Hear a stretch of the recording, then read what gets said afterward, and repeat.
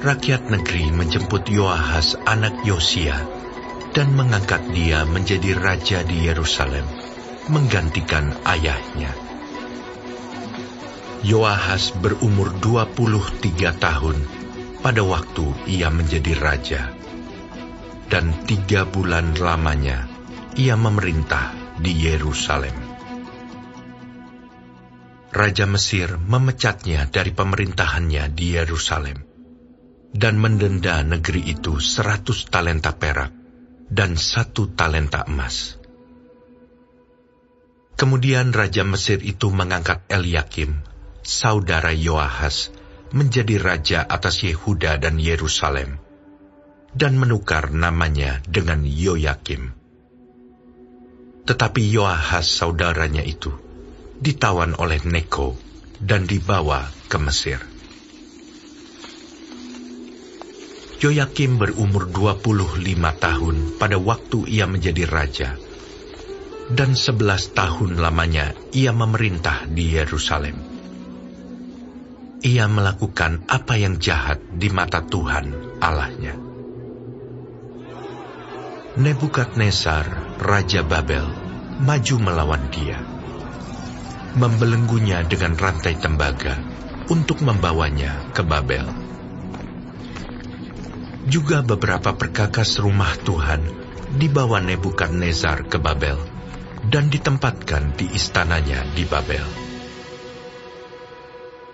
Selebihnya dari riwayat Yoyakim, segala kekejian yang dilakukannya dan kesalahan yang ada padanya, sesungguhnya semuanya itu tertulis dalam kitab Raja-Raja Israel dan Yehuda. Maka Yoyakin anaknya menjadi raja menggantikan dia.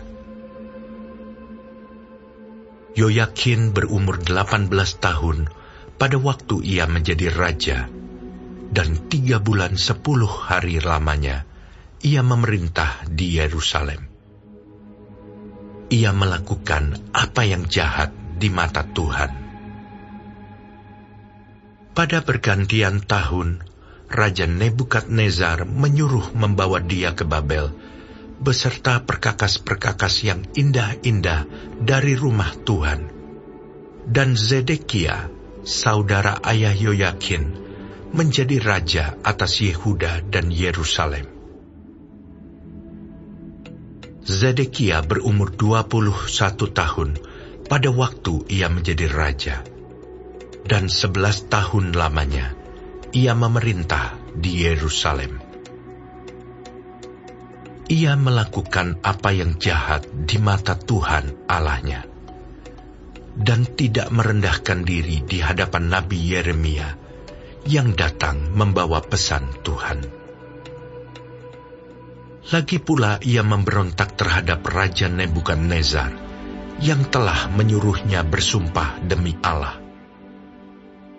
Ia menegarkan tengkuknya dan mengeraskan hatinya, dan tidak berbalik kepada Tuhan Allah Israel. Juga semua pemimpin di antara para imam dan rakyat berkali-kali berubah setia dengan mengikuti segala kekejian bangsa-bangsa lain.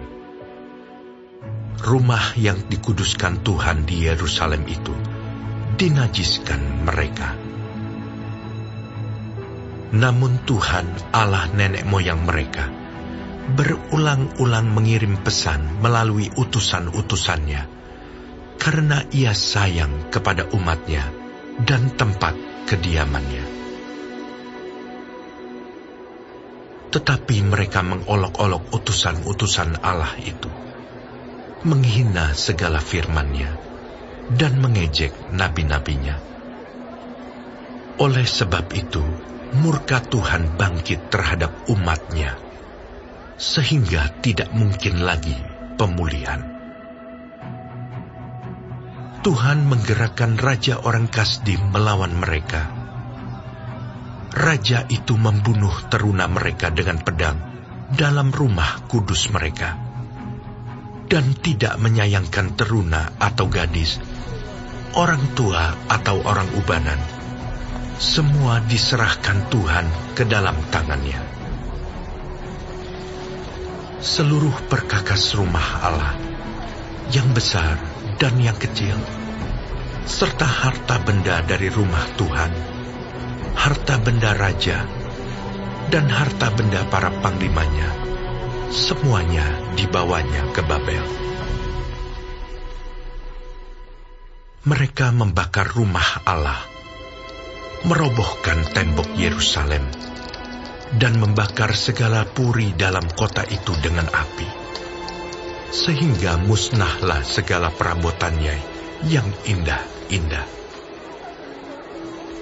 Mereka yang masih tinggal dan yang luput dari pedang diangkutnya ke Babel, dan mereka menjadi budaknya dan budak anak-anaknya, sampai kerajaan Persia berkuasa.